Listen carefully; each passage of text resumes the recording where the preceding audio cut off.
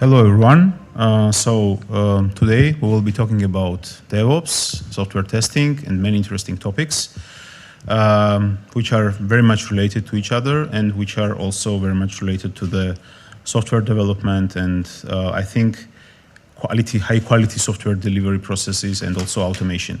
And I think this is very crucial in modern technological era to talk about these topics, not only from the technical perspective, but also to see actually the big picture of the processes where we might be involved and where we might be engaged in our career path or in our professional life in academia or in the industry. So first of all, I would like to thank Exactpro company for pushing to organize this event, and this is very much valuable, and thank you very much for this collaboration. We appreciate that. I'm talking on behalf of the School of Technology of Ilia State University. I'm head of School of Technology, and actually the goal of the School of Technology is to motivate students and also improve and increase their awareness about the technology trends and understanding what is going where, what are the hot topics, etc. So I would like also to be very grateful for GeoSTQB, so the testing association, branch, International Testing Association branch working in Georgia, because they also, the community supported very much this event, and also DevOps Georgia community. I'm co-founder of the DevOps Georgia, and I will also have short announcement at the end of my speech about this, because we have some interesting changes in this. So one general note for all speakers: keep the microphone close to your mouth, because I think the sound is not working well there. Okay, we are streaming. So thank you very much for coming here, audience, and thank you everyone who is connected online. We appreciate, and this is very much valuable, that you are showing up your interest to these topics. And I'm sure you will take something here from here, and there are lots of things for takeaway. So once again, I would like also to thank Ilia State University and School of Technology for providing this opportunity to organize this nice event, also to support it technically, etc.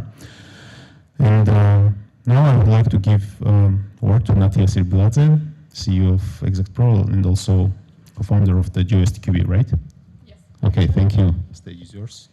Thank you, Erekle. Hello, everyone. I would like to express gratitude to Ilia State University and DevOps community, as well as Erekle personally, for collaborating and hosting Meetup, which I hope will be interesting for our audience.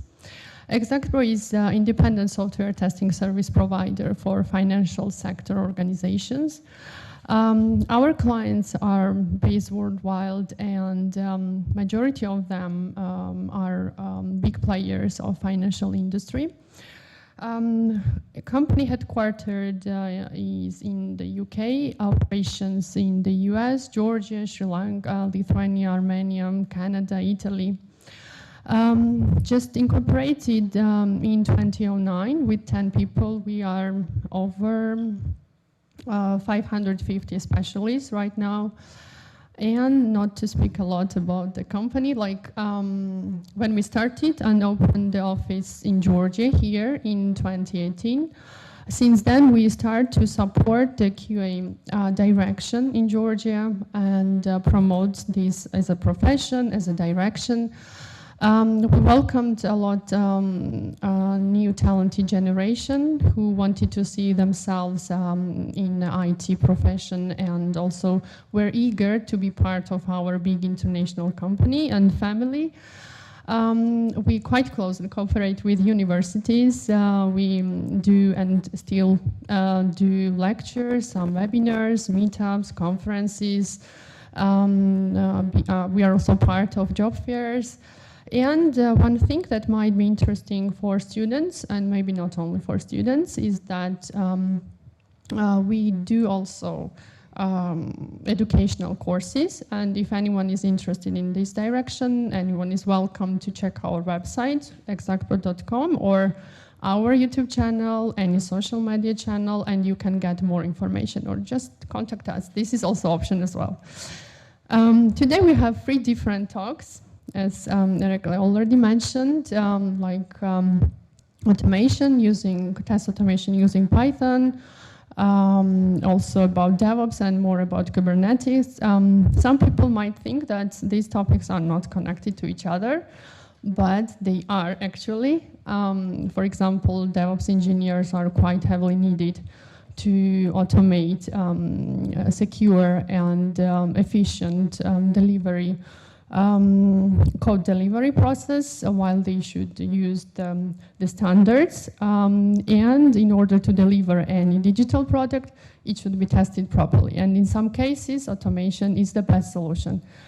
So I am very eager to listen all these talks. I would like to wish good luck to speakers, and thank all of you attendees, either you're attending remotely or in person. I hope it will be interesting for you. Thank you very much.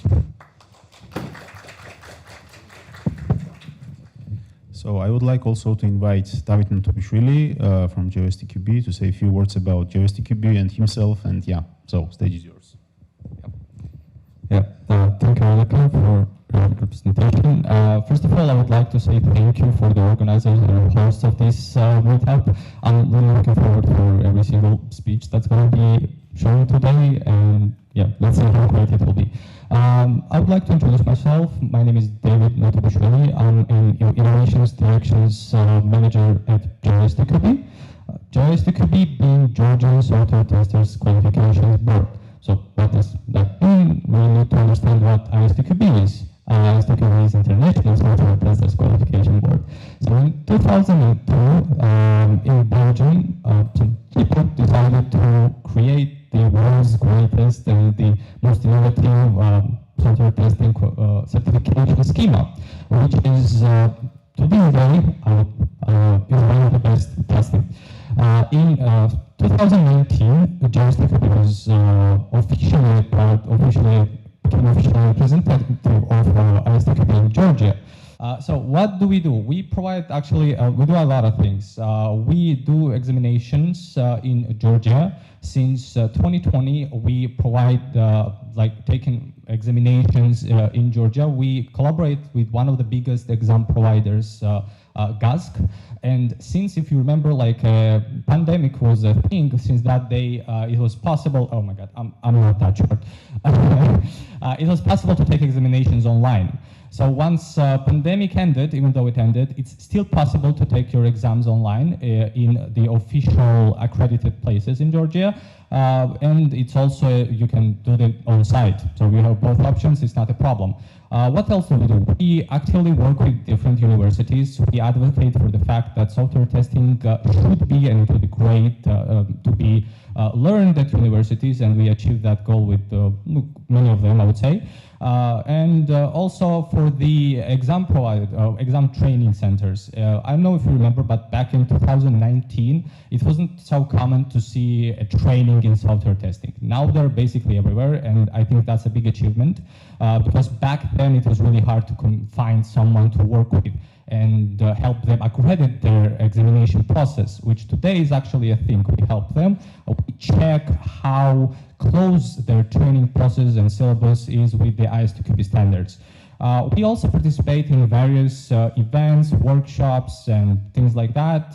We organize them ourselves and participate with other people who organize the events. One of the biggest events, I would say, is 9th of September. Maybe you guys know 9th of September being the official International Software Testers Day, so it's the best day to organize the QA meetups. So we do them actually since last year. Those meetups are in 2 days. It's 9th September and 10th of September because we have a lot of speakers. And one of our goals is actually to bring international speakers to Georgia to speak about their specific topic. Because it's great to know something that's new in the world, specifically from the person who either discovered it or is proficient in that topic. And we actively advocate for that. And basically, you will see this year and last year we also had a lot of international speakers. I'm not sure I can tell you a lot about, I can tell you a lot about ISTQB, trust me, but it will take more than 10 minutes. So instead of that, I would like to show you 1 minute long video about how the software tester meetup went last year. It's just a minute and a half long. Promise it's going to be interesting.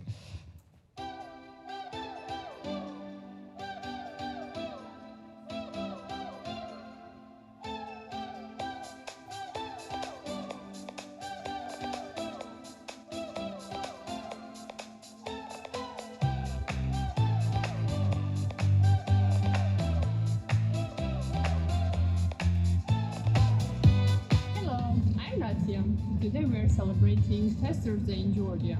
So let's check it out.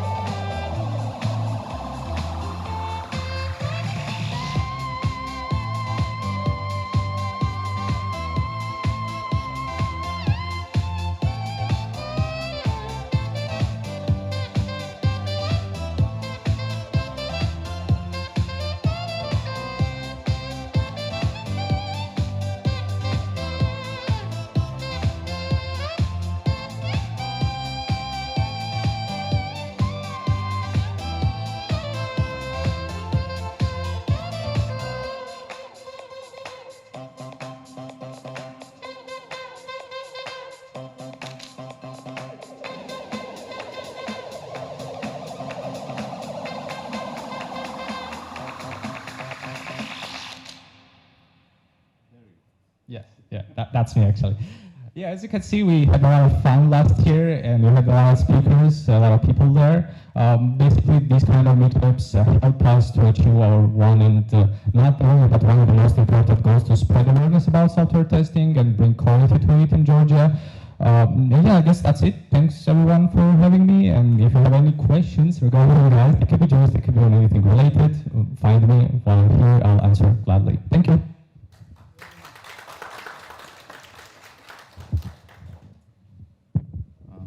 So I will try to proceed from here, like this. Okay, so next speaker is actually me. And I will share the screen. I'll try to start talking about the DevOps pipelines in general. So we didn't know many details about the audience, but since the event and meetup is more general and its purpose is just to give you general information about the details, how DevOps is organized, etc. So I decided to make it more general and like bird view level presentation. So once again, about myself, I'm head of the School of Technology at Ilia State University. Also, I'm co-founder of the DevOps Georgia and lead DevOps engineer at Quantori, Georgia. So what we will talk about today, it's software development lifecycle. What is CI? What is CD? And actually, where is the border between the CI and the CD? What are the key metrics that we should follow when we are doing some kind of automation or building the pipelines, etc.? And how the infrastructure as a code, what is the infrastructure as a code and how much it is related to environments.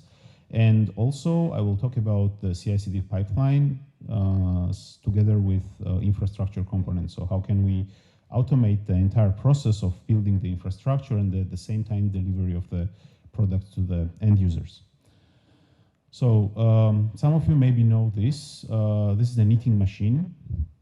And as you may know, before the Industrial Revolution, knitting process was very, very heavy and it was time consuming. Then some guy invented knitting machine, actually in different places in the world. And they were basically improving and improving and improving these knitting machines a lot. And this is one actually is Japanese knitting machine from Toyota family. Actually, they were making this kind of machines before starting manufacturing of the cars. And actually, an interesting thing what has happened when they were working with knitting machines is that they discovered, okay, they don't need actually anymore the handwork, and they can automate certain processes, but then they need more intelligent people, like engineers, who can actually manipulate and fix these machines if they are broken, because if something is broken there, actually even one piece of this machine is broken, then entire manufacturing process is broken. And imagine if you have like many of these kind of machines, right? And like 2 or 3 of them is broken, then entire plan of delivery of the products is broken. And then the term JIDOKA appeared. It's automation, right? It's automation plus human, it's automation plus people. So on my screen I have different appearance, so I just checked that it's not covered. You might ask how it is related to the software development lifecycle, right? How it is related, how knitting or knitting machine and is related to the software development lifecycle. Actually, if we would check the steps of the software development, right, it is very much similar to the, in general, product development, any kind of product development, right? So first we are doing planning, then we are doing analysis of these plans, right? Then we are coming up with some kind of design, then we are trying to implement it, then we are testing our implementation, then we are trying to maintain this, monitor, check the performance, and keep an eye on how it goes, right? And this is like cycle. That's why it's life cycle, right? And we are adding and improving the software, the packages, the features, and it's growing and growing and growing, right? Like analogy to this is like we are adding more and more like knitting machines to our industrial cycle. So they're very similar. And that's why the concepts of agile management, actually, which is based on fixing a single component and stopping the manufacturing process absolutely before the single process is fixed, is very much related to the agile process that is developed for the software development cycle. So if something is broken or some engineer doesn't understand a certain concept, entire manufacturing process of the software can be stopped or blocked, right? And this engineer has legitimate right to do that because team considers that this is important. So that's why there is this kind of analogy, and we should always think that software development lifecycle is basically a manufacturing process of the software and the components, and it's like you're delivering many interesting features. That's why it requires also certain soft skills, right? Which are right now this agile management, agile team skills, and they are very helpful in this case. So software development lifecycle is not only technical, but also very much related to the soft skills. That's why I wanted to make this analogy about software development lifecycle. I'm not going deeper into this topic, but I would like to also discuss two different aspects when we are talking about the software development lifecycle, right? In case of the manufacturing or in case of the factory, we have certain lines of production, right? In these lines of production, we are doing in different places, we are doing different things. And one can think, how can we create similar environment for the software development lifecycle? We can, the best example is the code version control system, right? So it's basically our production line, but it's not only enough to have the end product at the end. You also need lots of environments where this software will be deployed. So there are like two parts. The first part is the software development environment, code version control, and the second part is where actually you are delivering this software and when you are where you are providing this software to the end users. There are many different strategies how you can manage code version control in case of your product, and how you also organize the environments. But one important thing that you can look here, and actually this is the continuous integration part, is that you have a delivery team, you have a code version control system, and they are very much related. So first, what delivery team does, it's simple. They are simply checking in the code, initial code, or it might be also code with some bug fixes, with some additional features, etc., etc. Then this commit actually, or check-in of the code, triggers the building and the unit testing process, which is very important because unit tests at least are initial kind of, unit test is the initial step in the quality gates, right? It guarantees that the code that you are delivering is actually high quality and it is stable, right? At least it can cover some majority of the edge cases, it can cover some majority of the test cases. If something goes wrong, usually unit tests are written by the software developers, right, themselves. And it needs to be also very well think that these unit tests are written properly. So if something goes wrong, then we are getting back again to the checking process. So we need to review our code, fix the problems, and do the same. And after passing all the tests, after passing the build processes, then we are doing some acceptance tests, right? And we see here that in the DevOps and the testing part, they are basically together. We cannot say that DevOps cycle, so continuous integration cycle, can live without testing or some tools that we call like DevOps tools, right? So if something goes wrong with acceptance tests, then we are getting again back, we are fixing these problems, and then we are kind of trying to overcome all these steps here. And eventually we're releasing the software, right? So this is basically kind of the bird's view on the continuous integration, because this is the kind of loop that you have to pass certain gates, you have to pass certain quality gates. In this case, quality gates are unit tests, automated acceptance tests, user acceptance tests, right? So if you pass all of them, then your software can be considered that it's okay-ish to consider as a release. Of course, there might be some kind of bugs somewhere always, but it's still good enough to go ahead.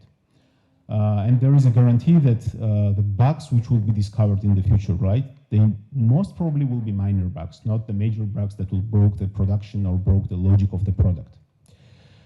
And we are very familiar with this loop here, right? So it starts with code, then build, test, release, deploy, operate, monitor, plan, code, etc. So it's starting from plan. And with this picture, it's also very hard to distinguish, so where is the CI and where is the CD? So where is the borderline between this?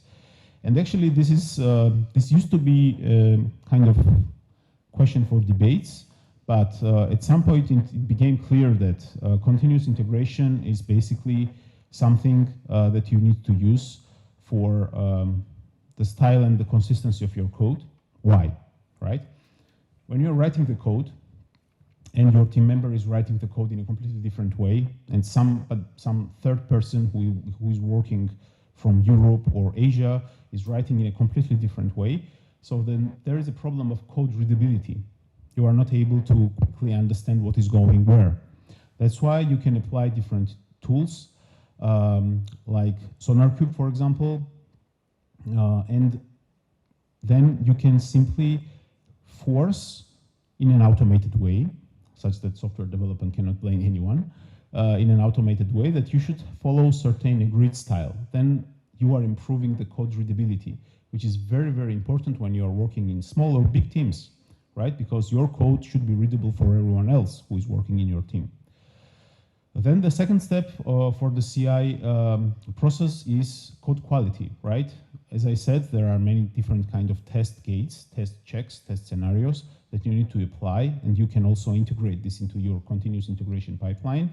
And this guarantees that your code is high quality. And of course, automation of the style helps you to quickly identify the bugs, quickly read the code, understand what is happening, what is going on wrong in some stages, and this eventually allows you to increase the speed of the building of different features, right? Eventually, these features, in the best case, it should be considered as artifacts. It can be Python artifacts, it can be NuGet, for example, .NET artifacts, or any other, or Java artifacts, right? And they can be stored in different artifact repositories. Or it can be a Docker image, which will put together all the components of the software that you need to deploy somewhere, right? This is also part of the continuous integration. So basically, continuous integration stops when you are coming up with the artifact or the container image that is ready to be deployed, that is tested and ready to be deployed. Of course, you can also add some additional points where you can run this certain security tests, for example, to check if the packages that are used in these artifacts or in the Docker container image are up to date or they are legal, etc. So the basic requirements, the key requirements for the continuous integration process is to handle a large number of simultaneous high-quality feature development. So if the team is growing and your continuous integration process is well established, you are able to very fast deliver. You are able to deliver very fast many different features that are critical for business and that helps to develop your product. And what is the CD? And CD is, from one side, it's very similar to continuous integration, but actually it's more about infrastructure side, right? So you have the artifacts, you have the container images, you have more or less tested software, and now you have to deliver it first in the environment where you can test it with other components of the software. You are putting all this together, you are testing them, you are doing integration tests, you are doing also many other different tests and checks, and eventually you can consider that, okay, this and this artifact and this container image is ready to be delivered into the production. And of course, the most important part is to monitor all this process continuously. So one additional requirement for the continuous deployment and continuous delivery also, right? They are also different, but quite close to each other, is that your infrastructure should be scalable. It can be automated. The scalability, I mean.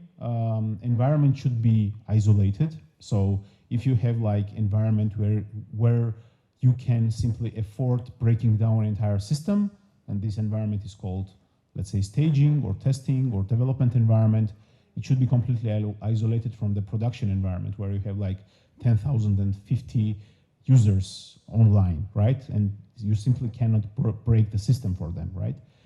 That's why you have to isolate these environments very well. And if something goes wrong in the pre-production environment, it's okay, you are safe. And this isolation is also requires taking into account security measures, taking into account infrastructural and networking measures, etc., etc. You should also have the rollback mechanism. So what if still something went wrong into the production? How you should be able to roll back to the latest stable release of your software. So this is also continuous delivery part, right? Or continuous deployment part. And in case of the cloud usage, you might have some dynamic resources and you might have also some kind of static resources, right? And in case of the dynamic resources, it's very useful and also cost effective if you are able to build quickly certain environment, run your software, run tests, see what is going on there, and after you are done, you are simply wiping out entire environment, and that saves money and that gives you a lot of flexibility. So the next step is the metrics, actually, right? And the metrics are important for following up actually your continuous integration and continuous deployment processes. So how you can measure that you are doing good in terms of continuous integration or continuous deployment, especially in case of continuous integration, right? So one metric is like build failed percentage. The build failed percentage basically tells you the percent of builds failed due to the infrastructure reason per day vs all builds that you had, right? And it should be quite small, 5–10% in this range. If it's less, then it's good, but it's also suspicious. It seems that you are not measuring something, or you are very slow. You are developing very slowly your features, and maybe you don't need that much effort also to put in this huge DevOps setup and management processes, etc., etc.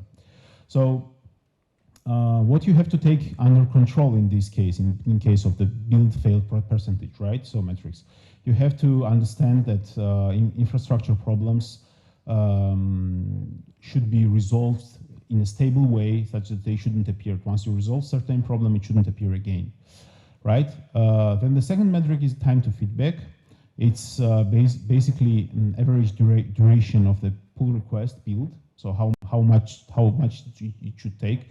If the software developer is writing the code, making the pull request is merged and reviewed and merged, and the build review, merging, and the build process takes more than 30 minutes, then then something is wrong. So you have to consider that maybe you should split certain processes and make it more granular. So having like the pipeline or the process that takes 1 hour or 2 hours in total, it's quite heavy. It's quite heavy for the software developer, because imagine that, let's say, for 2-3 hours, a person is working on the code, then this code is committed, pull request is successful, and the build process takes another 2 hours, right? Something is going wrong then. You have to consider to make it more, split some processes and make it more granular, right? It shouldn't exceed 30 minutes. So percentage of unknown to known. This is also very interesting metrics. So it's basically percent of unknown errors to known errors, right?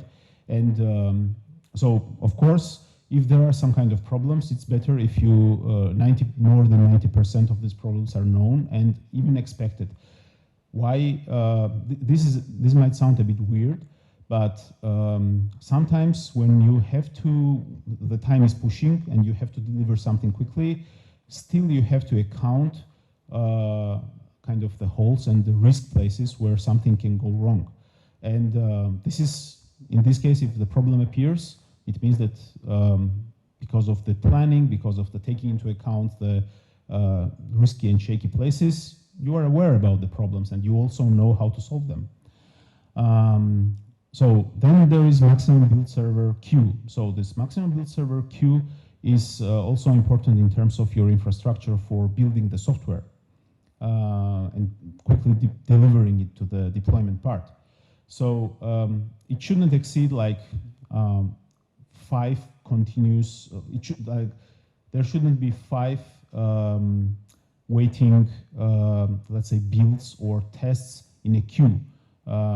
These numbers are coming from basically from the regular development cycles of big companies and also medium-sized companies who are building their products and who are expanding their products. So if you want to, if the company defines certain KPIs, if the company defines certain objectives for its own product development, then this is basically the speed with which you have to develop your product.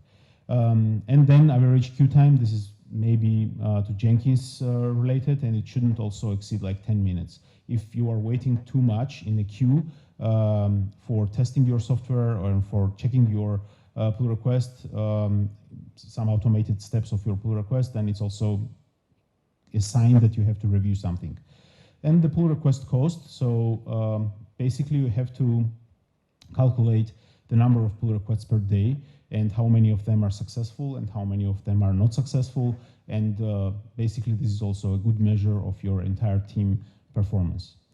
And then we're going to the infrastructure as a code approach. So all this was about the software, right? We've been talking about the software, building, testing, and delivery part. But what should we do in case we are dealing with the infrastructure, right? That also needs to be built during the pipeline run process. By the way, are you familiar with infrastructure as a code? Who have heard about Terraform? Please raise your hand. 2, of course. Okay, not a lot of you. So what is the Terraform, and what is the infrastructure as a code? So who have heard about the cloud infrastructure? Raise the hand. Okay, okay, good. The cloud infrastructure basically allows you to have, let's say, servers or some resources that you need to, for example, deploy the database, run your software, and deliver your web page or web service to the end user, right? And the cloud itself, it's quite convenient because it provides certain endpoint APIs, which allows you to create these resources, databases, also software delivery process, etc., in an automated way. So you are not like clicking and pushing different buttons on the web interface or some GUI, but you're writing the code, which will do it after you. So it will create the resources in the cloud for you. And this is good because sometimes if you forget, let's say, to delete some resources that you are not using, then at the end of the month you will get a funky bill and you will be surprised. You will say that, oh my God, I forgot to delete this database, and it was running like 24/7, and some other service was sending requests there, and you just aggregated like 30 gigabytes of data out of nowhere, and it's just useless, and you forgot to delete it, right? And this is not a good thing when we are talking about the big scale, right? And that's why all the companies that are running, that are considering to scale out, they are using infrastructure as a code. So they are writing basically what they want to have in the cloud. But we were talking about different environments, so how to split this code into different environments. So if you are not able to create different environments, that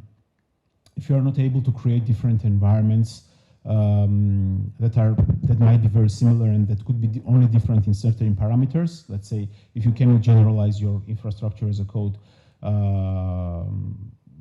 more than like 20%, then you can follow this structure. So you can like create dedicated hard-coded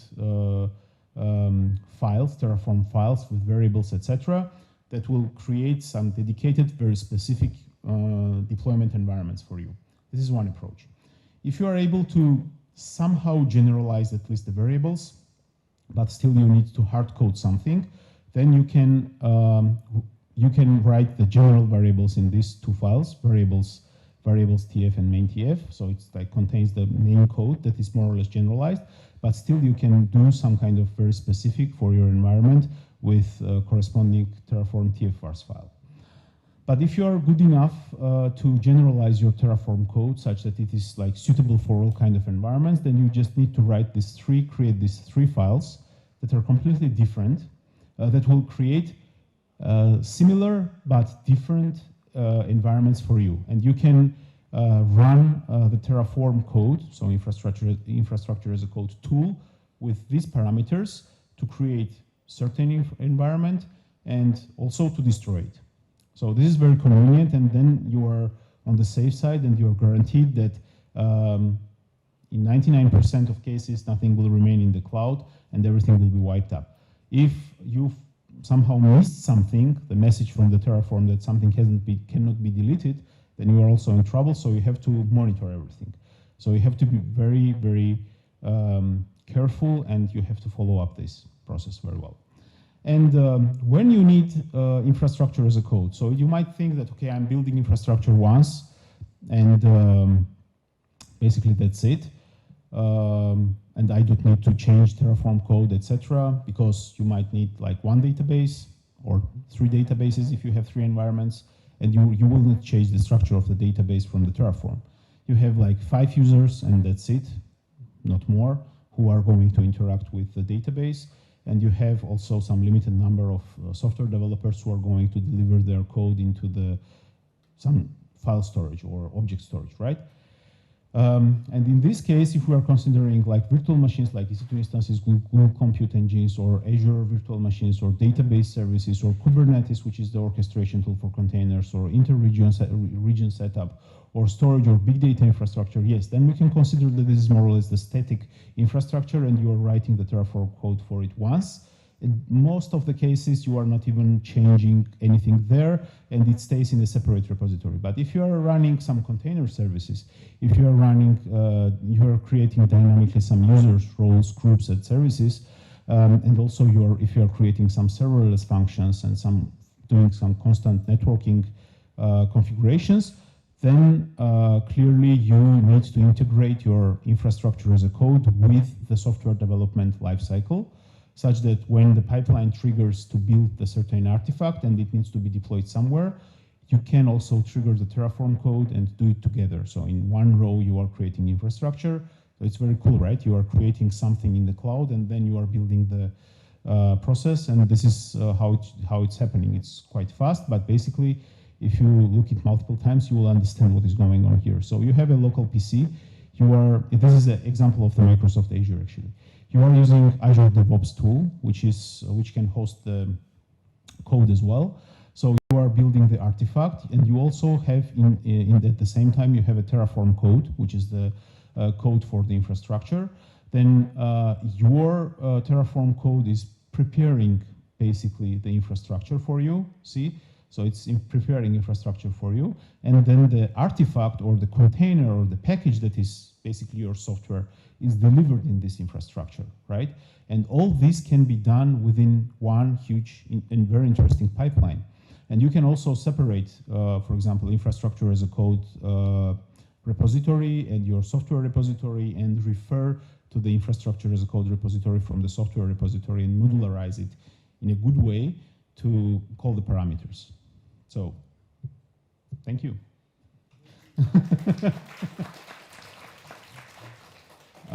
Okay, so one more announcement that I promised about DevOps Georgia. So, as you know, everything goes to the end at some point. It was a great pleasure for myself and Vaja Sirbiladze and also Elena Latsashvili to be leading the DevOps community, starting it, leading it. And we put actually a huge amount of energy and effort in this, and now we have new leaders of the community. Giorgi is here, also David Sulaya, Guram Jelahonia, they are also part of this new leaders team. And we are here, we are not stepping down or somewhere, so, but these guys will be responsible for the conferences next time. So, so it's your headache now. That's what I wanted to say. So thank you once again. The new community leaders, this means that community is alive. Community is alive, and yeah, so you should also prepare your replacement at some point. Okay, that's it. And now I think it's Sopio's turn. I don't know, we're going to the Q&A session at the end. Hello everyone. Firstly, I'd like to thank you, Erekle, for your interesting presentation. And thanks everyone for attending, and also those of you who are watching us online. I hope it will be useful, our presentations today. The topic of what I'm going to present is process automation using Python. Well, I chose this topic because in today's ecosystem, like notwithstanding where you are or what you're doing, you've probably noticed that there has been a mass adoption of tools and technologies with the aim to automate processes and in the end to make manual tasks redundant. This presentation will try to give some insight on how you can ease and streamline repetitive tasks that a daily routine entails.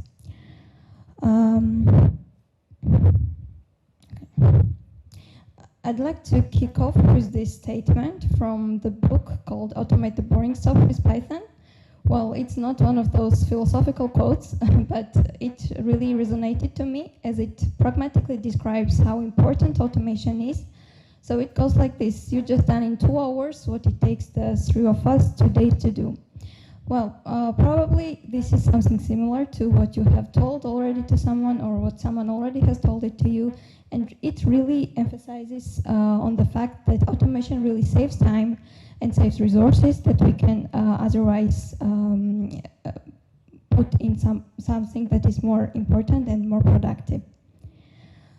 Here is a roadmap. Serves as a visual representation of the topics that we will cover today. First topic is importance and advantages of using Python for automation, which basically responds to the question why we need to automate at all. Then we will explore the power of Python, what can be automated with Python. The penultimate topic is techniques and tools for process automation using Python. Well, this will not be a tutorial on how to automate, but I hope that it will give you some kind of insight on what kind of libraries you need to explore, how you should apply them in your daily tasks, and how to automate it eventually. And the last but not least, we will cover future scope of process automation and AI, which basically responds to the question, what are the limitations of process automation and using Python in it? Okay, let's start with importance of process automation. While doing some kind of manual task all day, you probably felt like this excruciating pain of losing motivation and feel like you don't want to keep doing it. Well, I'm not saying that Python automation is going to completely help with that, but it will definitely help you to drill down your big problem into several subtasks, and you can, with automation, try to make these small subtasks automated, build some kind of model tools, or use an existing one, and in the end, you will get a good result on how to solve your problem. However, in order to leverage the power of technology at its best, let's say, you need to combine it with human judgment and the critical thinking of that is relevant for humans only. Let's take example of data science. With Python libraries like pandas, for example, you can collect data, you can aggregate it with your tools, and you can perform some kind of simple initial analysis on it. However, in order to make more strategic decisions to interpret this data, you will probably need human judgment. And this will also help in identifying trends in this data, make more complicated decisions, contemplate this data, and in the end ensure that the results are actually accurate. Okay, let's continue talking about importance. And here are 3 types of automation. I will not bore you with the details of all of them, but I'll say that business process automation is about automating the whole workflow rather than small subtasks. Robotic process automation concentrates on automating smaller subtasks that humans are performing. And intelligent process automation is quite interesting because it actually looks at how humans are performing tasks and tries to understand it and eventually improve it. But Python itself cannot do it without the cool libraries that it has, like TensorFlow, PyTorch, scikit-learn. If we integrate these libraries in our scripts, we will probably able to do this intelligent process automation. Let's also shortly discuss what hyper-automation leads to. Hyper-automation means that we should automate as much as possible. So if we apply this into our system, into our business, we will have a system that is less prone to human errors. It has improved efficiency and productivity. Rapid reactions. It's not as intuitive, so I will explain what it means. When we have a big chunk of data that is coming in our system, we need to somehow analyze it. And our automated tools are helping with that. And when we parse this data, the incoming data, we will be able to have reactions and try to resolve some problems more rapidly and instantly rather than doing it manually. Also, we will have cost savings advantage, cost and time saving. We will have data-led insights. So basically the data that we have aggregated, we will try to apply it in our everyday decisions, and it will be beneficial for the system. And the last advantage here is customer satisfaction. Because of the improved productivity, rapid reactions, customers will be much happier. Python is very widely spread nowadays, and there is a question of why we should use Python exactly. I would say that the main advantage of using Python is the language itself. The language is a high-level programming language. It is general purpose, interpreted, interactive, dynamically typed, garbage collected, which means that you don't have to worry about allocating memory. Memory heap will do it for you. So it means that developers have less things to worry about. More specifically, what are advantages? Python is very readable, and it has very simple syntax. It has very concise keywords that convey their purpose quite clearly. For example, if, else, while, def, they are self-explanatory and intuitive. Also, another difference from other languages is that instead of like curly braces or brackets, we have white spaces, which makes code more readable. And also, Python has very extensive and understandable data structures like lists, dictionary sets, tuples, and so on.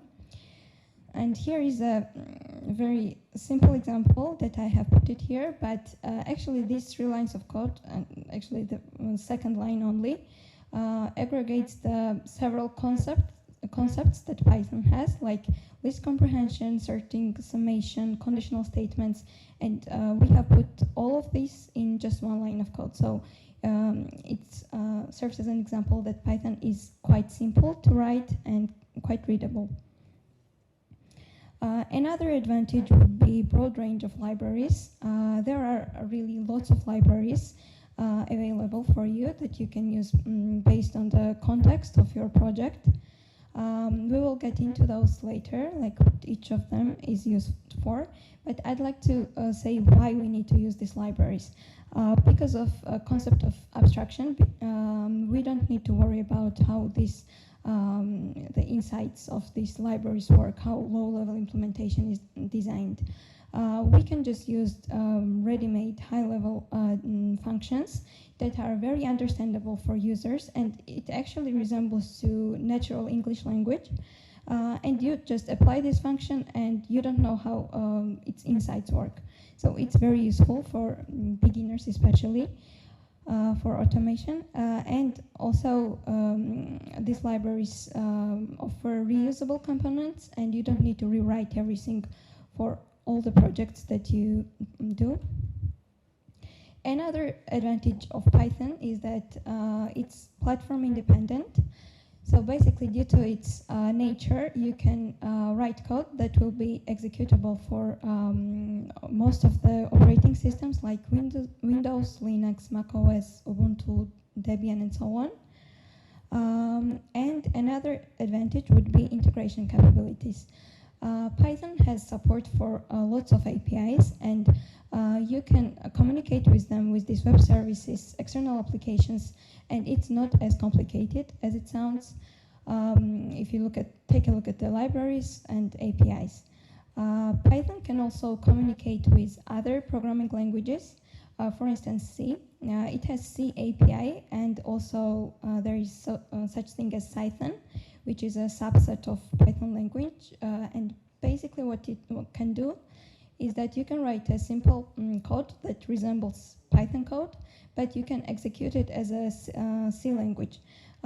Why is it beneficial? It's beneficial because sometimes Python has speed limitations, and if you want your application to have more improved performance, you may use this Python language. And last but not least, due to Python is so widespread and everybody is using it, it has big community that supports it, and for example, there are lots of forums, documentations, tutorials, Stack Overflow threads that you can check in order to get support all the time. Also, I have written here Python package index, which is basically hosting lots of libraries that you can install with just tools like pip. And quite interesting thing is about Python enhancement proposals, which is community driven, and basically community is proposing the design enhancements or other types of enhancements, and they are released over time. Okay, let's explore the power of Python and what we can actually automate. Well, I have a picture of a game of tic-tac-toe here, which was probably one of the very first things that they teach you about programming if you ever learned some kind of language. But I can say that Python goes beyond it, and it can actually help you with your everyday life. The first example is it can help you with file handling and manipulation. So basically, you can edit your files with using regex expressions in Python, and it will be more efficient rather than doing it by hand. Second item here is data manipulation and analysis. So with libraries like pandas, as I already said, you can analyze big chunk of data, and also you can parse different types of files like CSV, TXT, docx, and you can take this data and you can actually turn this data into Python objects and do any kind of manipulation you want on those objects. Web scraping and automation. Okay, if you have some task that you want to take lots of data from the web, but you don't have time to do it by hand, you can use Python frameworks like Selenium, which also works with Java, and Beautiful Soap. It's also quite a widespread Python framework, and you can take the data from the web very efficiently and in very small amount of time. Next example is email and communication. And I would say that a Python library called smtplib is quite useful here. You can basically automate sending emails and sending responses, and also extracting data from attachments on these emails. However, you need to keep in mind that security is quite important here. You can, for example, save your passwords as environmental variables, or come up with some other ways how to keep your account secure while sending these emails. Text processing and natural language processing. Well, as I said, Python can read these files, but it is not smart, so it cannot analyze it and understand context, so it needs some libraries to help with that. Libraries like Natural Language Toolkit, scikit-learn, and so on. They can help you with understanding, for example, sentiment in the text that you read, to classify the data, and so on. Also, the last example here is data scraping and APIs. Here, basically, you are taking data that you need from APIs, and it enables you to build data-driven applications. Okay, here is a small, quite simple example, I would say, where you can, where I used a library called RE, which is used for regex expressions in Python, and also docx library, which I used for opening the docx document. What this function does, well, it has also some error handling into it, but I'll just explain what it does. It opens the docx file that we specify as input. It iterates through all the paragraphs and tries to find the regex expression that we have specified here, some kind of format or structure of the text, and replaces it. Eventually it saves this file.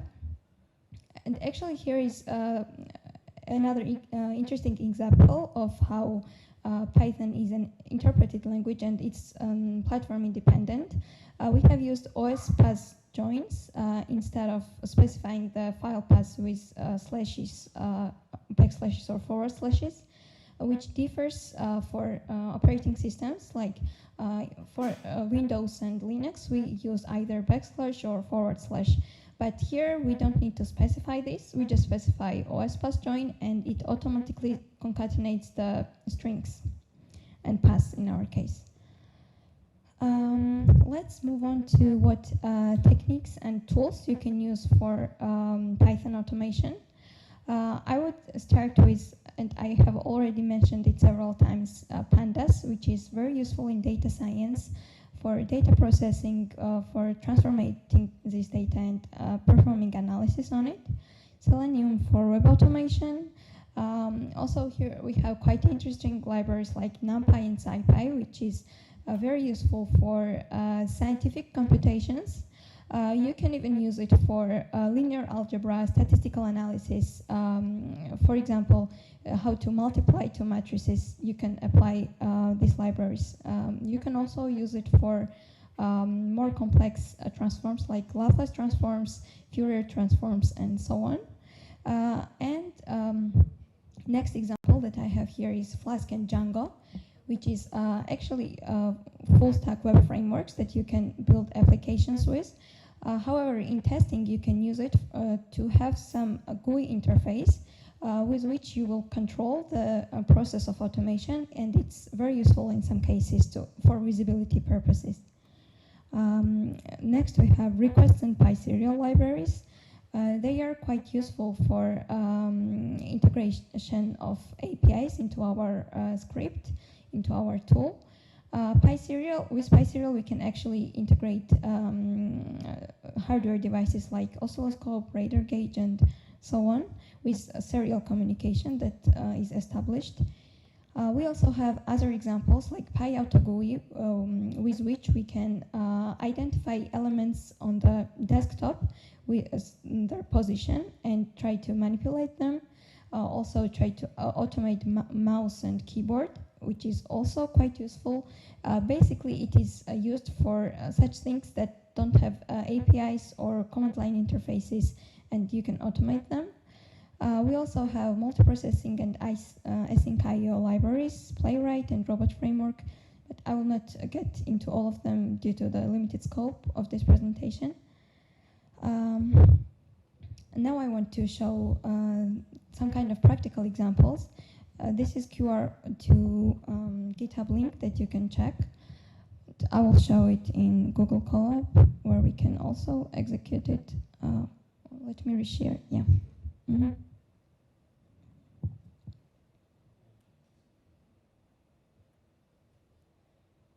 Yeah, this is GitHub link that it directs to.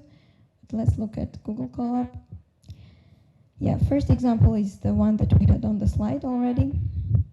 So I will just skip it. Next example, okay, what we have here. Imagine you have a large CSV file that was provided to you, and there is lots of columns and lots of rows with lots of information about transaction, for example.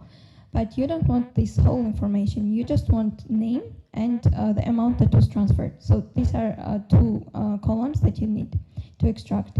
So for this, you can just run this code, which opens the CSV file, iterates through the paragraphs, rows here. It takes the name and transferred amount headers only, and it prints the name and amount for us. Let's try to run it. Here, this is drive mount. This is used for Google Colab. Yes, we can. Okay, this script has passed to our drive where we have uploaded this CSV file. Yeah, we have a couple of rows, a couple of columns with information about transaction, and we just need first and the amount that was transferred. Let's close it. And yeah, our code ran already. Yeah, as I said, this drive mount is used for Google Colab because we cannot directly specify paths here as we do on our local interpreters. Yeah, and this is our output name and transferred amount. Okay, let's move on to the next example. Here is just libraries that I used, which is not built in Google Colab, so you will need to install it beforehand. And the next example is about proofreading.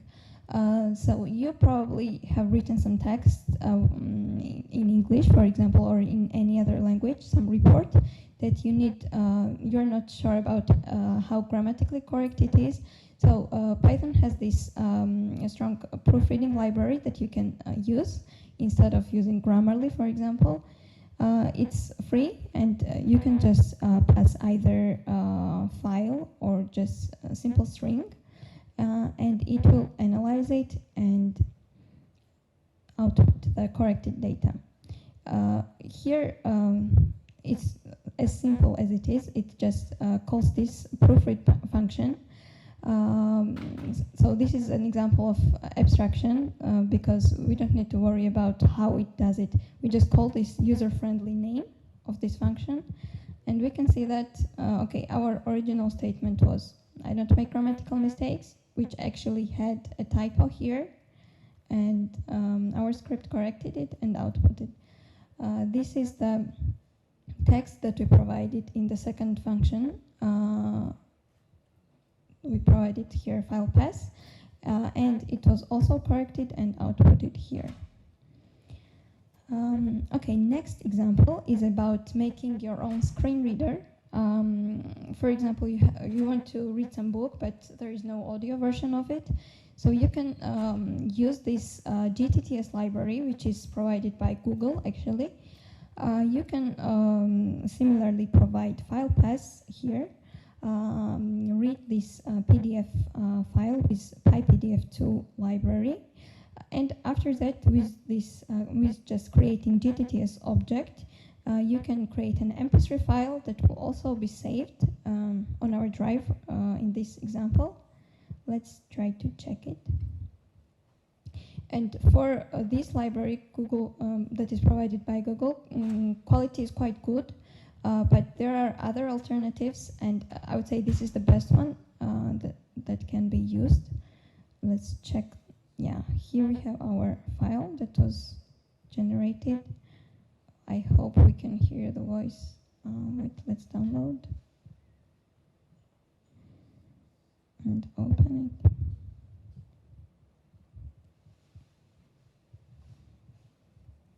In a mesmerizing display of nature's artistry, as the golden orb dipped below the horizon. Yeah, we can hear that quality is quite okay. And another example, the last example that I have here is about downloading YouTube videos without having actually YouTube Plus or YouTube Pro, basically the paid version of it, by using PyTube library. You can provide the link to the URL to the video that you want to download. This library also provides capacity for printing title and views that this video has. We choose the highest resolution with simply with this function, and we download our YouTube video. Let's check how it works. Yeah, it should be saved now. Let's see. In this pass. Yeah, let's check it. And its quality is also okay.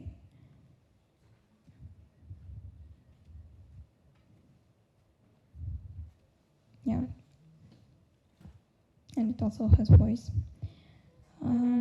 Yeah, this was all the examples that I wanted to show. Let me just reshare and continue the presentation.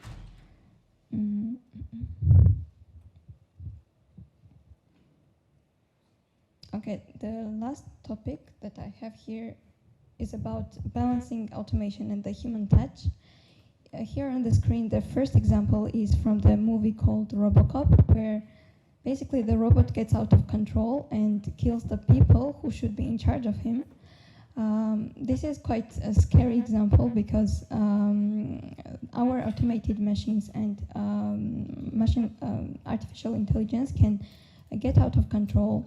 However, in order to avoid all this, we should leave room for human intervention always, so that humans can take in charge for these kind of edge cases. I also have example of self-driving cars. Some countries have regulations that restrict having fully automated self-driving cars, but they are still out there, so it raises some concerns because of security issues, and these cars use their sensors and radars to identify objects around it, but even though we know that hardware and software, basically technologies, can't be fully trusted. So we should always leave room for human touch, and I would call it that this is some kind of modern day golden ratio problem. Even though there is not no specific number that we can arrive at, which is a ratio that we should balance technologies and human touch with, but we should keep in mind the context that where our machines will work in, and their value in general, and we should try to identify what this ratio will be, and always leave place for humans to intervene. Okay, I'd like to conclude my presentation with that, and based on what I talked about with Python's advantages, practical examples that we mentioned, its extensive libraries, which is very important, it is kind of intuitive that Python has a promising future, and it will definitely impact world of automation, and with this extensive libraries and community support, it will continuously grow. Okay, thanks for your attention, and thank you. Okay, so one thing before George start. So you mentioned about the legal Python packages, right? Actually, the thing is that you can do the Python package by yourself. And you remember when we were talking about the pipeline, continuous integration part, talking about artifacts, actually the packages that is used in the Python code, right? They're artifacts, right? That they are kind of bundled. This whole package is created and it is uploaded to the PyPy index. Or you can even add, for example, you don't need to, you need to mute the microphone, otherwise there will be an echo. So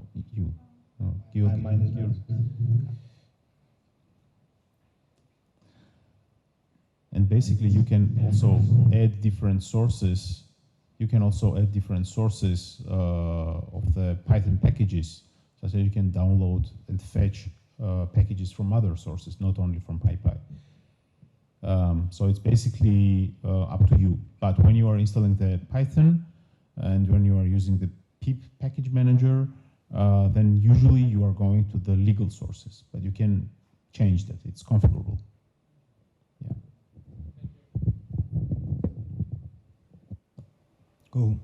So I will add a couple of things regarding the licenses. There's also some kind of like different open source licenses called GPLs, which cover these use cases when you have some kind of a product which you want to share with the world, or maybe you want to, if somebody decides to commercialize this product, then maybe it is not good license, but there are other options for licensing. So yeah, it's very like tedious world for the licensing, especially in software. So yeah. Okay, guys, let's roll. So let me present my presentation. Today we're going to speak about Kubernetes, what it does, what problems does it solve, and when should we use it. First of all, I would like to ask how many of you are aware about containers and usually heard about it? Okay, I see a couple of hands. How many have you used them in your daily work? Okay, and what about the Kubernetes? Have you heard about it? Yeah, on the head nodding. Cool. Okay, and how many have you used in production it? Oh, okay. I guess stand up. We should take a photo of you. Okay. Okay. So let me introduce myself, guys. My name is Giorgi Keratishvili. I'm lead DevOps engineer in EPAM.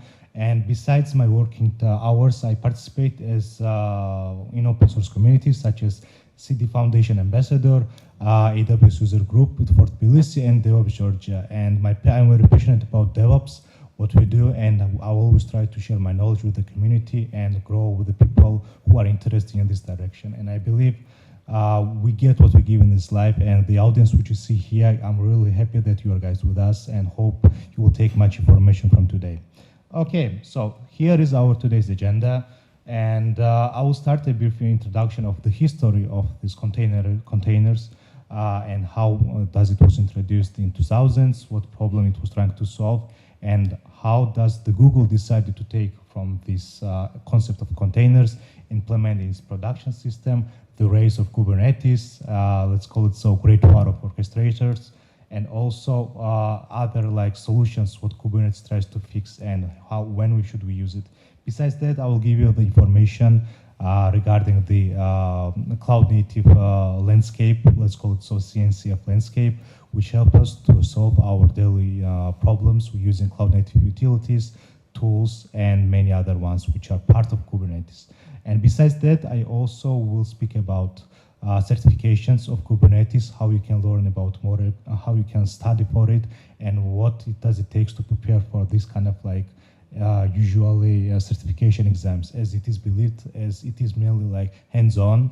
It is not like multiple choice, and it's believed one of the toughest examination in IT.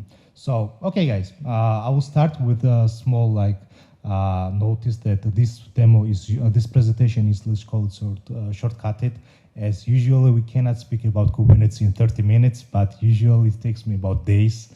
But yeah, I'll try to make your time more like memorable, and using a couple of memes, I'll try to make your like concepts more understandable to you and relatable. Okay, so the containers, as you heard about, some of you may know about it, maybe not many of you. And we need to understand what roles does containers play in our daily lives, right? As Erekle started the main explaining the SDL concepts, it's very fit very much in our like everyday software development cycles, especially when we are using such approaches as agile, when we need to build our like concept, our like approaches, our development in an agile manner and repeatable way. And this is when we need containers.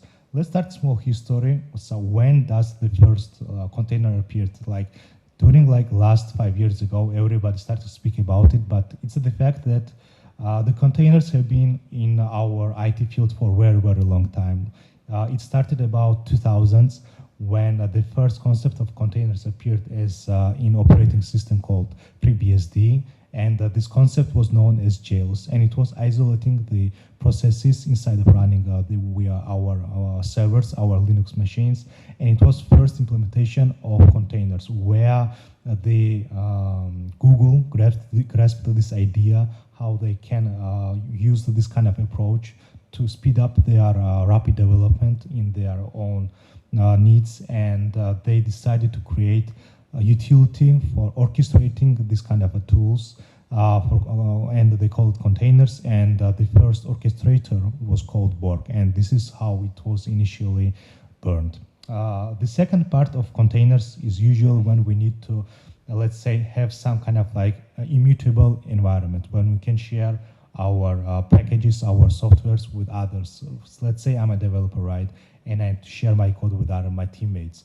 And because of that, there's multiple cases when people start saying that, you know what, your application doesn't work on my computer, you know, and then we start fighting, oh, it's dependencies, it's about your operating system and so on. And this is exactly what containers try to solve us. They help us to make immutable environment where everything is streamlined and is described in a manifest kind of a file where everything is detailed, explained, and specified each kind of a version of packages and what is needed to run our software in any environments. And because of that, it fits very much in today's agile environment where we have infinite loop, let's call it so. This was this infinite loop where the CI/CD part is very important. And let's show that the most expensive thing that each company can spend their time is usually development time, when we are wasting our engineers' hours on some kind of like repeatable or some kind of approach which could be just automated and make it more streamlined in order to avoid any like overtimes and so on. Because of that, containers fit very much, and the need for containers to be part of our everyday has increased during the last, let's say, 10 years, when in 2013, Docker, the company, first introduced their approach how we should run our containers, and it revolutionized the whole IT. Because before that, it wasn't very popular in IT communities that we will run our applications in our like containers. Before that, the old approach was to use virtual machines where everything needed more time. For example, if we need to spin up some virtual machines, it would take about 15 minutes. And during this period, our CI/CD will create some kind of request, then it will spin up new machines. Then when in order to not to have resource waste, then we need to scale down, we need to lead these machines, and usually it takes very much of time. During like day, maybe developers could spend about an hour or two for these processes. And as I mentioned, time is our money currency, and the engineers' hours are very expensive. Because of that, many companies need to cut it down, and the container solutions exactly help us with that. And Kubernetes is the thing which helps us with manage these containers on a large scale. When we need to run these applications on like very large scale, when we need more advanced features than besides containers, this is when Kubernetes steps in. And let's jump to a bit further in our history, when in 2014, Google, which has created this orchestration solution for containers, has decided to donate to the community their tool called Borg.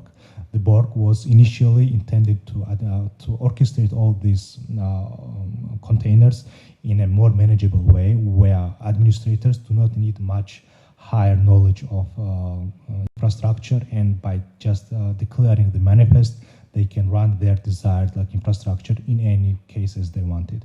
And this is when we see that in 2014 Kubernetes was donated to Linux Foundation, and from then already now it's starting the holy war, let's call it, software orchestrators on this arena. In 2016 already have been present big interest for containers, and many other companies try to commercialize their interest in container orchestration tools.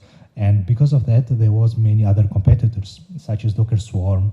Maybe some of you remember that, but yeah, Apache Mesos and many others. Even Amazon decided to create their own solutions, Google and the big cloud vendors. Because of that, there was no streamlined guidelines how our orchestration tool should be work, and many of them provided better or not so good solutions. But at the end, the Kubernetes became de facto standard because it was one of the most contributed open source project after the Linux, and it's helped to boost the vendor neutrality in companies, and they see that the Kubernetes is not vendor locked. At that time, this kind of a solution for distributed systems and scaling in a big fashionable manner was always some kind of like paid solution. And when people see that they can do them by themselves, then it's also open source project and they can implement on their infrastructure. It increased very big interest from the community and from the companies to adopt this technology. And this is what, let's call it, propagate the interest for Kubernetes and launched it for success as it today.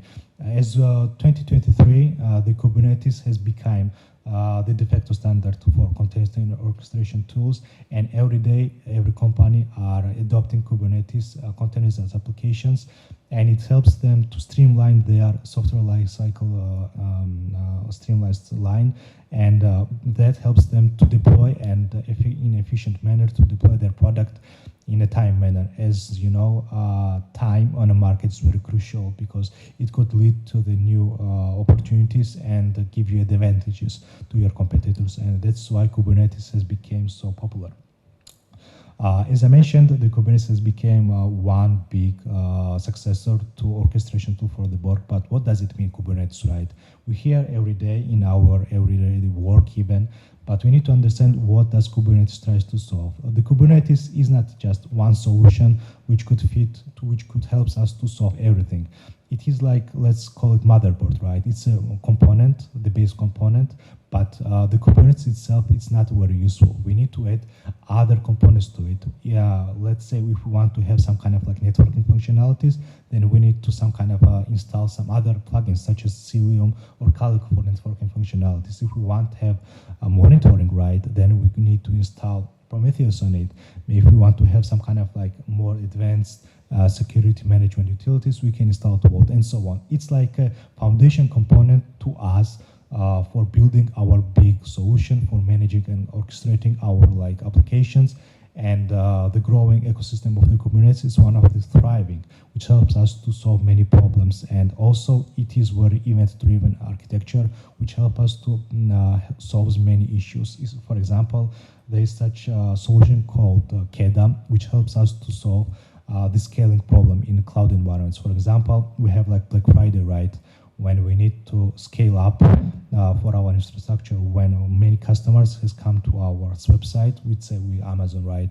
We have some hot deals, and in old IT times, it was requiring much more effort. We need to spin up new VMs, we need to have more hardware, and based on that, it was time consuming, and the clients could feel this delay of our service, and maybe they will not buy anymore because of this delay. And the Kubernetes is approach more for cloud native environments where the restrictions are very less, and because of that we have more advanced functionalities so we can scale out our infrastructure, and based on that we can satisfy our needs for our clients, and when the demand is already gone, then we can already scale in. This means that we can already remove our resources which are not consuming much need for our traffic, and it will help us to cut down our costs for running our production. And this is the whole like benefit of Kubernetes, that it also helps us with the deployment strategies. For example, when we are trying to provide some advanced rolling solutions, right? Maybe we want to have some kind of like rolling update solution for our Kubernetes application. It helps us to minimize the downtime when the people do not experience any downtimes, and our change management procedure is more streamlined and more easily to implement. In all times when we have been using in IT VMs, we need to spin up new VMs, install, and ensure that it is the consistent across our infrastructure. Because of that, it was introducing many like headaches and issues. But we need to understand that Kubernetes is not that magic solution which can help us with anything. As the photo shows, it can introduce technical depth when implemented incorrectly. For example, there was one very good use case when the people decided to use in United Air Force for new of their fighter jet for F-45. They needed some kind of like robust system for their firmwares and software to run smoothly in their fighting jet, and they need some kind of like high tolerance system, and they decided to use Kubernetes in it, and because it was providing them very smooth experience for deploying a new version of software, and it was more adapted to the new concepts of cloud native, and because of that it was chosen to be adopted in fighter jets, and currently it is one of the success story for Kubernetes. And yeah, it's very fascinating, like in every aspect of our everyday lives, Kubernetes has seen their use case. Even let's say formal examples. For example, we're in a farm and we need to somehow administrate our like land. We need to maintain our like field, seeding the crops and so on. And there are drone projects which use Kubernetes to orchestrate all these drones in one sphere, in one cluster, and they share the one cluster of this infrastructure using these drones. And this helps us to manage like on a very edge locations the Kubernetes. And it's not only that we can use for our like big enterprises. So yeah, regarding the cloud vendors, we need to understand that, as I mentioned, many vendors decided to introduce their solution for container orchestrations. And this is when the cloud see that they are losing to Kubernetes and decide to adopt this solution. And each cloud, each big vendor, let's call it so, AWS, GCP, and Azure, has their own implementation of Kubernetes, but it is more of a based vanilla one. It is not like proprietary one, which they can use only on their field, and they cannot use on another field. For example, it's very popular in modern IT to have hybrid infrastructure. What does it mean, right? In hybrid, this means that we can run our main load in cloud, but what if the cloud has some kind of a downtime, right? And our application are mission critical ones. Because of that, we can create hybrid environments where we have infrastructure in the cloud, but also on our on-premise solution. And this implementation in all times was not done very easily. You need to pay too much money for that, and you need to be vendor locked, and because of that we cannot like migrate from one solution to another. And because of that, Kubernetes has played a big role for this hybrid environments where the disaster recovery is in mind, and it helps us to streamline this kind of a concept when we can recover geographically very easily. And if we need to spin up new infrastructure very quickly, it could be done the same manner as it does on the production, but also in their environments.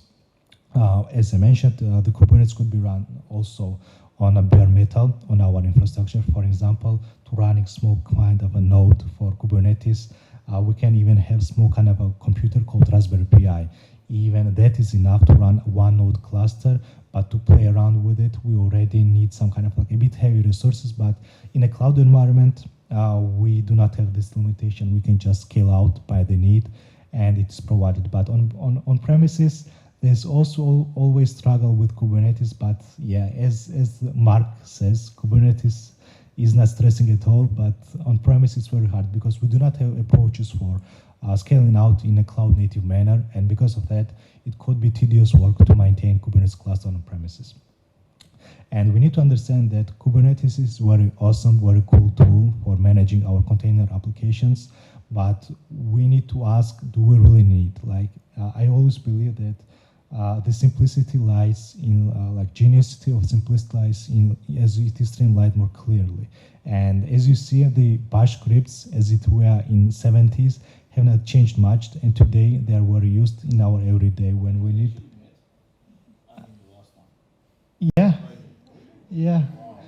Yeah, they did. he was not failing that time, but yeah, so the bash scripts are not going anywhere, and we need to understand when we need to use Kubernetes, because it could introduce technical debt, as I mentioned. Everything what is shiny does not help us to solve the problems. And in legacy systems, especially, I would say in Java-based applications, when we have many old approaches, how our software is built. For example, in Java, in order to implement software in a containerized application, we need to take in consideration approaches which are considered best practices. For example, there is a practice called 12-factor application, which help us to streamline how our software should be built to be adapted in containerized application. And the big thing that everybody tries to solve in containerized application, it's called approach, how we treat our infrastructure, right? In Kubernetes and cloud-native environments, we treat our infrastructure as a kettle, not as a pet. And in all times when we had our servers, we have been attached to them. We were given them names, how they should call them. But in cloud-native environments, by the demand, we just spin up and spin down the new instances. We do not get attached. And this is why it's called approach to our infrastructure as a kettle, not as a pet. And yeah, it's helped us to provide this kind of like functionalities for Kubernetes for rapid scale up, scale down, and so on. But I would say one thing regarding what use cases should be run on Kubernetes, right? Everybody tries to run on Kubernetes everything that it can, Redis, databases, I don't know, Kafka, and so on. There are use cases for them, but I would say in a cloud environment and container applications, we always try to treat our containers as ephemeral containers, and this helps us to spin up these approaches in case of like they died. We can ensure that they will run again, but in databases, I cannot guarantee them, and people usually who run databases on Kubernetes, I doubt about their sanity, but yeah, well, they have their needs, but I can say there are better approaches for that. Regarding the whole ecosystem which developed around this Kubernetes, right, we need to understand that the Kubernetes is one of the most contributed to the project after the Linux, and the Linux Foundation is one of the driving community in whole world, and it's driving one of the biggest innovative projects in our IT field, I would say so. And it's the trend during last 10 years, I would say, when open source is becoming the mainstream of producing the high quality projects, and one of the most used projects, such as, let's say, Cloud Native Foundation, right? The Cloud Native Foundation is one of the biggest another subsidiary of Linux Foundation, where they focus on our best practice, how we build our infrastructure, and building the roadmap for the future projects. And starting from containerization to CI/CD to orchestration, observability, the tools which you see on the screen is one of the industry standards which are used on every day. And the big companies such as Amazon, GCP, and so on use these products in their own paid service, let's call it so. For example, if we take EKS, right? EKS running on Kubernetes. If we take, for example, their registry, right? It's running on Harbor, and all these projects are available to the communities, and everyone can iterate. And this is the whole force of open source communities, that everybody can contribute to it, get understanding of the source code, and understand how we can implement in a better and efficient manner. And it helps us to create vendor neutral environments where we do not have any specific requirements for the company and manipulation that we need to use their product. We can freely create our work from this project and do our needs based on that. So yeah, this is usually like the whole CNC of landscape. How does it look? And I'm pretty sure it's very old photo. It was taken about 1 year ago, but Now it's, I would say, twice as big. And when I try to research some kind of a new tool using my kind of utilities, I always get lost. It's so many tools which try to solve this problem, but we need to understand which tools is trying to solve what kind of a problem. And this is when many people can get lost in deciding what they need. And there is like even special holy words because of that, like is there war for Vim and Emac, the same way we have words in ecosystem for CNCF. So yeah, this is regarding the ecosystem. And okay, we are hyped up. We want to study for like Kubernetes and understand how we can use it, right? Currently, the Kubernetes, the Cloud Native Foundation provides the guidelines how we can prepare or get deeper knowledge of how Kubernetes. Currently, they provided 5 of examinations, and each of them are split in many subsidiaries. I'll cover back that, but usually running this kind of like examinations required to run some kind of a home lab. And even for POC purposes, even we can run Kubernetes in our laptops, in our like Raspberry Pis and so on. And this is like big thing that helps us to adopt Kubernetes in mainstream, help us to introduce this new concept to management and give them like the playground where they can just play.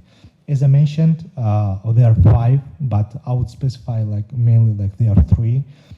Which are worthwhile, I would say so. It is called Kubernetes Certified Administrator, Kubernetes Certified Application Developer, and Kubernetes Certified Security Specialist. Currently, I hold all of the certificates. If you need or want to take like this examination, you can always get in touch with me, and I give you like my experience and some kind of a tips how you can prepare for them. And when you pass your examination, usually they do like very in automated way where you can just receive your answers in 48 hours. And I would say that in IT field, currently it is believed that the Kubernetes certificates are one of the most demanded, and there is a reason. It is not easy to pass them because all 3 certifications which I mentioned, all 3 of them are hands-on. And what does it mean, right? If we decided to go on them, we are not given any multiple choices. We need to show our expertise and knowledge with CLI and implement the task in a real life scenario. It is not that I just have some kind of a, let's call it a brain dump, right? Where I can just cheat on the exam. And this is why the exam is very hard, as you need to implement everything by hand in a timely manner. And you need to make efficient decisions, which kind of like tasks you're going to proceed. And this is why the Kubernetes certification are believed one of the hardest. And I would say even now, ChatGPT has not passed this Kubernetes examination. It has passed its AWS certifications, but not Kubernetes. So yeah, it gives me some hope. So yeah, regarding the Kubernetes ecosystem, as I mentioned, it is like one of the most active, thriving project, and it has one of the biggest community, I would say, in IT. Even this year, in KubeCon, they create like they have like this event, big convention twice a year, where they gather all interested people for Kubernetes in one place. They share like their best practices, new innovations, next roadblocks for their development and so on. And currently, the last event was held in Amsterdam, and this event included about 10,000 of people. Like 10,000 nerds have been collected in one place, guys. Imagine that, and have been like speaking only for one topic about Kubernetes. And it's very crazy that they have been running in simultaneously about 8 tracks for each, like kind of during like 3 days. And yeah, the community for Kubernetes is very big. They are very active in Slack communities also, and in every country they have their own, let's call it chapters for communities where they have like chapter lists which speak about Kubernetes in Amsterdam, in Europe, or in a whole across the world. They are running their like events and trying to share with the communities their knowledge. So yeah, if you have any questions, guys, feel free to ask, and thank you very much.